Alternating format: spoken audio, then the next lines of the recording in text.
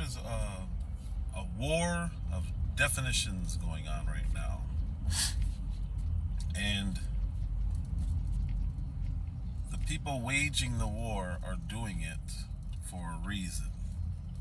It's so they can manipulate a story to either sound worse, or so they can manipulate a story to make it sound better. They want fluidity.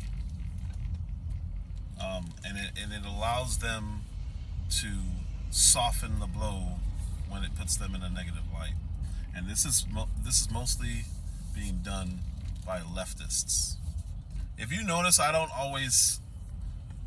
I'm very careful with my words when it comes to labeling people and their ideology.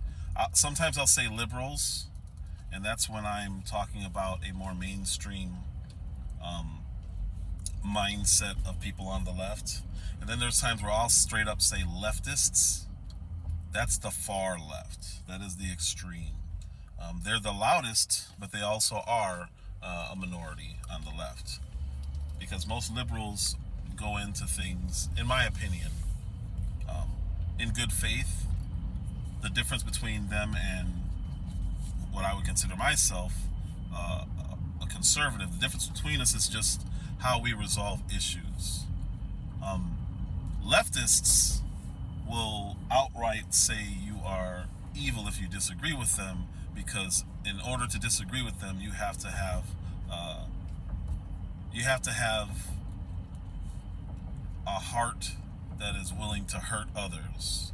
And those are the ones you see on TV labeling everybody a Nazi, white supremacist, evil, blah, blah, blah, blah, blah. Now, the left still does that. So if you just if somebody's a liberal, they'll still do that, but they won't do it with everybody. Like, they don't get ridiculous and call a black person the black face of white supremacy, like they did at Larry Elder. Like, that's so ridiculous that it should offend all black people, including liberals, but it doesn't, because it's somebody that they agree with that's saying it. And that's how the leftists infiltrated liberals. The leftists are the crazy people they want socialism. They either don't understand socialism or they fully understand socialism. There's no in between. And they work the minds, they're like leeches. They work the minds of liberals into thinking, oh, well, maybe that's not a bad idea. Because they'll say the utopian definitions that make socialism or communism sound good, or even anarchy on the far end of that. The reason why I'm talking about definitions is because there's a couple stories that are crazy.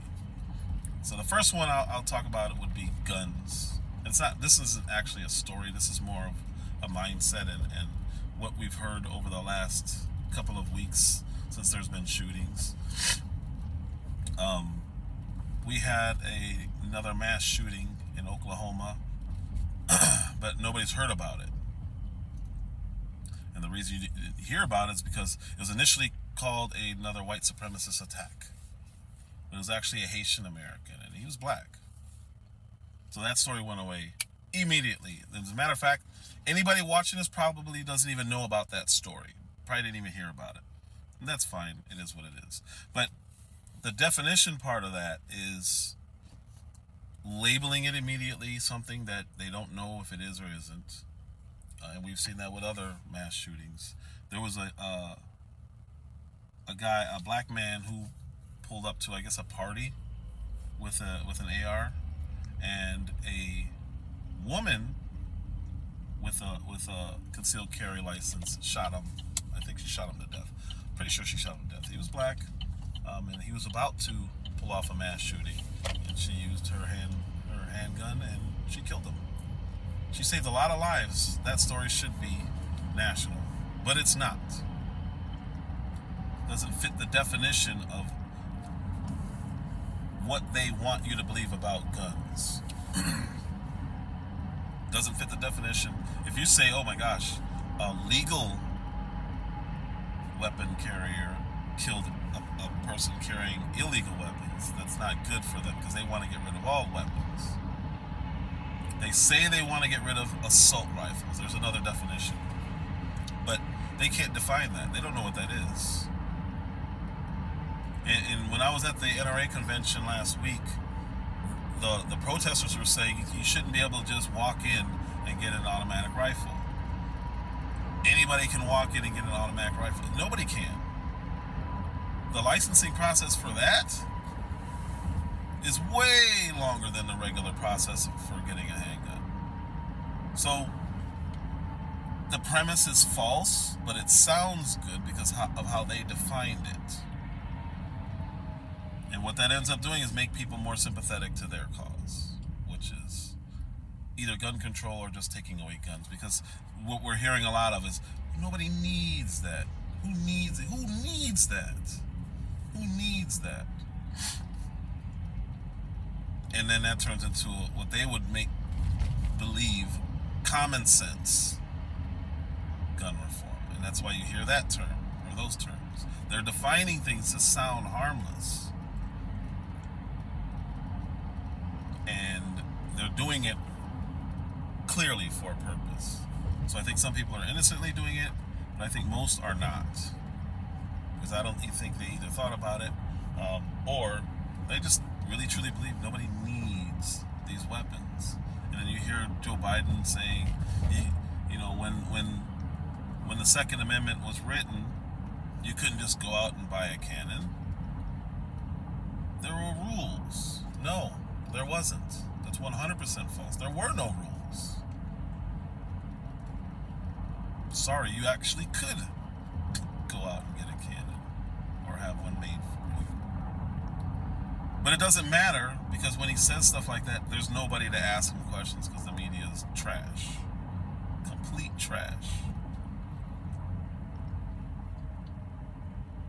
So when we're talking about definitions, there's a perfect example of what the left does to define things. When they want to sway it, they talk about following the science. So we know where that went over the last 2 years. We supposedly followed the science. Everybody was okay with it at the beginning, except the far left and the far right. When I say the far left, I mean the people who were assuming that it's okay to take everything, not everything, to take away our rights because some people weren't complying. Had the right complied in the very beginning, they could have taken away that argument. But since the far ones on the right didn't comply, they used definitions and they used the term science to strip away all of our rights. Had we freaking phone overheated. What's happening is I'm driving with the phone in the window, like off the dash. The sun's beaming down, so it's happened a couple of times before, but it's probably going to happen again right now, and I may have to just stop this and restart it. So if it's going to skip at least one more time, probably only one more time, we'll see. So what I was saying about the whole pandemic situation, I probably shouldn't have said that word, but what I was saying is the right should have given our elected officials that we put in office, we should have given them a chance to figure that thing out instead of immediately jumping to ideological lines and assuming the worst. The left does that. We really should not do that. We really should not. Now, there's nothing wrong with being skeptical, like I said, but from a compliance standpoint, I really mean that we should give the people that we elect a chance, especially if they're our elected officials. So at that time, it was President Trump.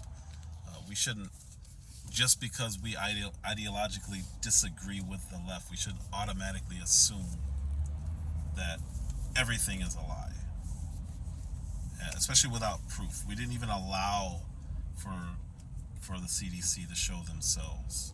Even though we were all skeptical, we all believed it. We shouldn't have assumed and then therefore created an excuse for the left to be able to just say, oh, well, nobody's listening. We have to now declare an emergency to force compliance. So when I say comply, I don't really mean we had to comply in the sense that we just have to blindly do with what anyone says. I just mean more go into it skeptically and give our people a chance. Because we didn't even do that. We immediately had people who were just like, nope, not doing it, not giving up my right. And that's fine. I understand the thought process. But just understand that allowed the left to use that to essentially shut down not just our country, but the planet. Every government did it. Almost every government did it. And it was because they were able to use people who, along ideological lines and zero justification for it other than their gut feelings, that really did hurt the country overall. It really did hurt the country. I just got a warning. I think it's going to skip again. Let me get a second. Let me close this thing. There was a guy. I'm not going to use his full name. I'm not going to use his name. There was a guy in California who sexually assaulted a 10-year-old girl in a Denny's bathroom. Went all the way with it. And again, I'm trying to avoid having flags or restrictions for using certain words that YouTube doesn't like, the algorithms does not like. So I'll just say sexually assaulted instead of using the R word. But it was the R word. He got away with it. Ended up doing something again in 2019, which brought the old situation back. So he got caught doing something else, assaulting someone else. When he was assaulting this other person in 2019 and he got caught, he was no longer named a male name. He had changed his name to a female name. I could use the first name. He changed his name to Hannah. So now Hannah was arrested for assaulting another girl. The 10-year-old girl that he had assaulted came forward when she saw, or I'm not sure what brought that one back to light, but it came back to light that he had done the same thing to someone else when he was a male. So he redefined himself as a female. Now he's 26 years old. He redefined himself as a female and wasn't given his designation was different. I'm sorry, it sounds like I'm struggling for words, and I kind of am, because again, I'm trying not to say certain words that would get me in trouble. Not that I care, but that I still think that the video is worth being seen, and the content is important, and it's important enough that if I have to disguise words, that's fine. I have no problem doing that, because the story is it's serious what's happening with definitions. So this guy ended up not getting hit with a offender label. He did time in juvie, even though at this point he was 26 years old. This sentence, by the way, just happened last month. So because what he did back in, I think it was like 2014, he was a minor. They still charged him as a minor in 2019. Doesn't make any sense. So now this guy is 26, he's now Hannah. She is 26 years old, serving time in juvie. This is in LA County, everybody. The young lady who was 10 at the time came forward and was just saying, she's outraged that the person could get away with something like this. Because that's getting away. He got 2 years in juvie as a full-grown adult, which means there's a very good chance, I won't say likely, I won't say probably, but there's a very good chance that this person can do the same thing now that they're dealing with minors in juvie. It's a grown man or a grown woman, whatever you want to call it. 26 years old, in prison, in juvie, with a bunch of kids, 18 and under. Because Gaston in LA County didn't want to charge a minor as an adult, even though when the person was being charged, they're full-on adults. 26, you can do anything. Definitions. Does a grown man or adult, being charged as a minor because they didn't want to mislabel the person when they actually committed a crime? The person changed their name or their gender, and somehow that allowed them to avoid being hit with an offender label, the one that sticks with you forever. Or I guess it takes a really long time to get rid of the offender level or a label. So they're playing games with definitions to get positive outcomes for themselves. And it's working. There was a BBC article about a young lesbian woman who was R-worded or assaulted by a trans male to female. So at the time, it still had the full male genitalia, and assaulted a lesbian young lady. I don't know if it was a bathroom. I don't remember the exact details of that one. That's not the story, and that's not the definition problem that I have. What ends up happening is the BBC reports on the story, but out of fear of misgendering the trans attacker, they changed the pronouns when they were quoting the woman who was attacked. Again, lesbian woman saying, "Hey, I was assaulted," and she was using the pronouns of "he attacked me" and "he did this" and "he did that." The article was written, and they literally changed her quotes to avoid misgenderism. So instead of "he attacked me and he did this and he forced himself on me and I felt that he was blah blah blah," they said "they attacked me and they forced themselves on me and they assaulted me and they did this." Not only is that ethically wrong from a journalism standpoint, it confuses the story and makes it sound like she was attacked by multiple people. Because they does not make any sense in the context of her quotes. Definitions. When you do that, people look at it and say, "Oh wow, man, this young lady was attacked by some guys." Because genitalia was the wording was there, and if you directly quote her, the story makes perfect sense. But if you change the gender and misquote what the woman said, it now sounds like multiple males attacked her instead of what actually happened, which is a trans person attacked her.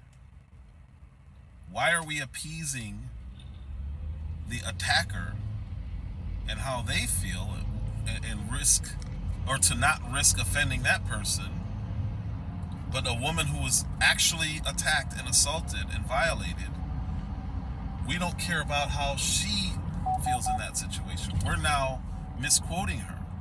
And it's pretty outrageous, and it's pretty crazy when you really think about the implications of doing that. Because you're now basically telling a completely different story from what happened. Because it's not what happened. They didn't attack her. They didn't. I'm trying not to use details. But do you understand how bad it is to mislabel what was happening in this situation? It's really not a good thing.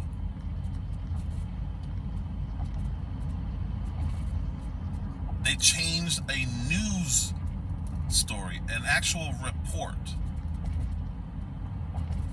and intentionally misquoted a woman for the headlines and for throughout the entire story. Her story didn't get out there because they lied. And they didn't accurately portray her experience, which was the story, should have been the story, but then it got changed. So when we use words, they should have meaning. And then those meanings have implications towards other things. But if we allow people to just change words, it gets much harder to define what really happened, and then it becomes impossible to resolve or come up with solutions. And this goes back to the race thing that I talked about a while back, where, hey, if you don't want to just admit, black people, we have a problem here, here, or here, it's going to be impossible to start working on solutions to fix our issues in the neighborhoods. So I just wanted to make this video to show how versatile eliminating definitions can be, and it can attack, because that's what it is. It is an attack on every aspect of our lives. And it causes for an inability to actually address problems. Because the key to fixing anything is identifying it, mapping it out with words, very specific words, so that not just you can identify and fix it, but everybody around can agree on the definitions of what we're working on. So if we're changing a tire, everyone needs to identify something as the lug. They need to know what you're talking about. So if you ask for a tool to help take off the lug, the person knows what you're talking about. If you're changing the actual rubber on the tire, you have to be able to call it rubber or tire. If you're going to do the rotation and you're going to put the rim on the rack, you have to be able to identify the rim. You have to be able to identify the rack. Like, you have to use the proper words when you're talking about something. That's why it's so hard to learn other languages, because you got to figure out, okay, there's context to each word. There's tenses. I have to use these. When you have an entire group of people on the left, far left, who refuse to acknowledge the language and want to just keep creating the language, and then not only are they creating the language, so they're adding different pronouns. Not only are they doing that, but when you have a word like woman, they now want to change that definition, or simply say it doesn't exist, because it can be changed. There's no longer science or English. Now we're getting rid of linguistics. So when you have a judge who's scared to make a basic statement for fear of judging, that is a problem. I understand it sounds silly, but when it's attacked from every angle, it is a problem. It is a very big problem. Because this isn't about just sexuality. This isn't about just race. This isn't about just crime.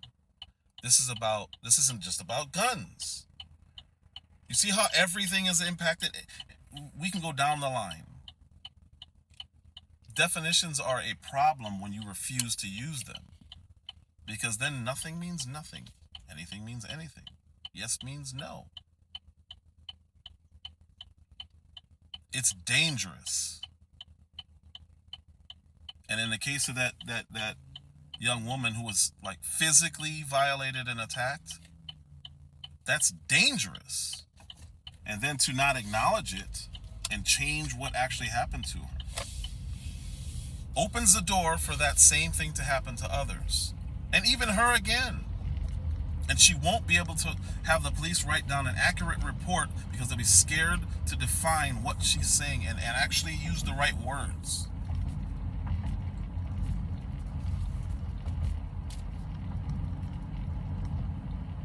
It's important. It's important to say what a woman is, because even if you look at just the regular straight, gay, lesbian, those words. Straight means it's a man attracted to a woman. Okay, right there is a problem if you can't define a woman, if you can't define a man.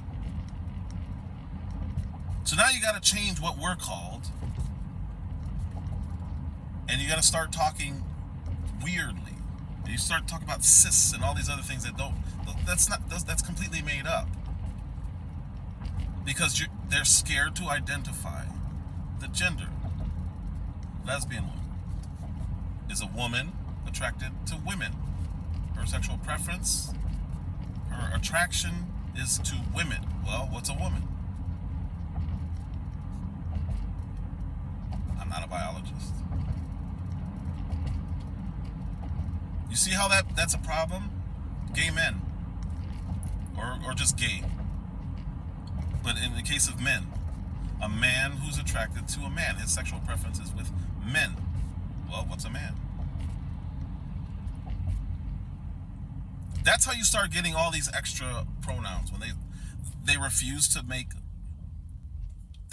state the obvious because they know it hurts their ability to change the definition so that they can attack you later as whatever phobe.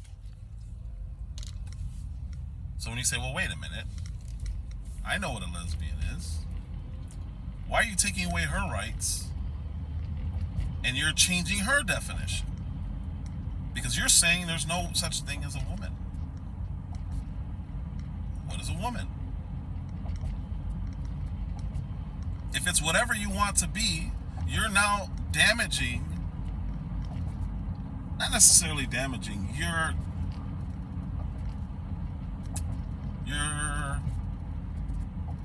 hurting her ability to define herself, or at least her sexual preference. It's not defining herself. This is an attack on everybody. This isn't just an attack on straight people, and this isn't a toxic masculinity issue. Gay and straight people are being attacked on this also. And this is a cultural thing. It's pretty new. The definitions thing is pretty new. And when I say new, it probably started in like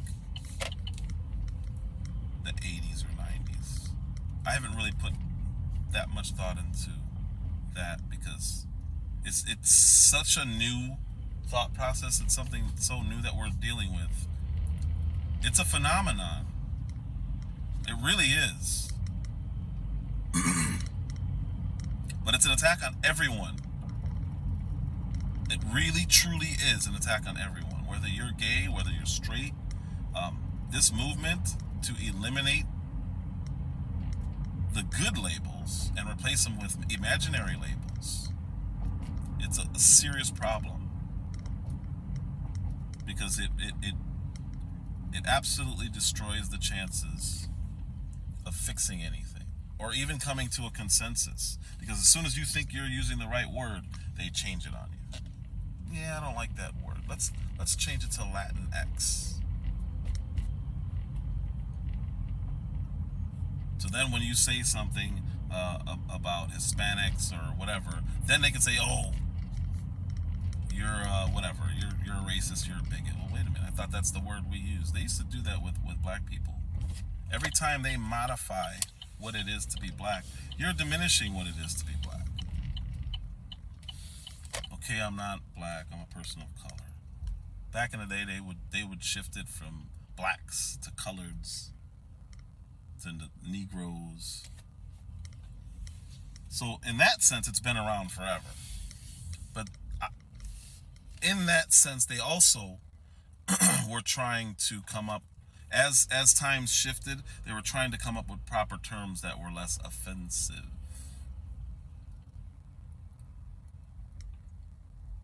Now they're doing it so that they can call you an offender. And I think that's the problem, because they don't care about if somebody's offended or not, because they sure are willing to offend straight white males and straight black males and head of household and dad and father. They don't like those terms. So I think if grown white men and grown black men just talked, we would understand that we're both under attack by the same people, but just in different ways. White men are just seen as the enemy to everything. Black men are just a tool that all these groups use to further their cause. But we can't be alive while they do that. So dead black males are used to further everyone else's cause.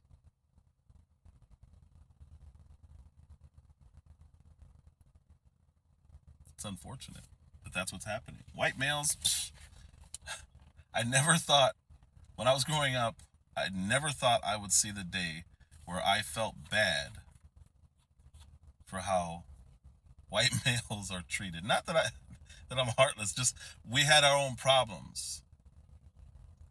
I never thought I'd see the day where I'm like, man, they are screwed no matter what they do or say. They can't even talk.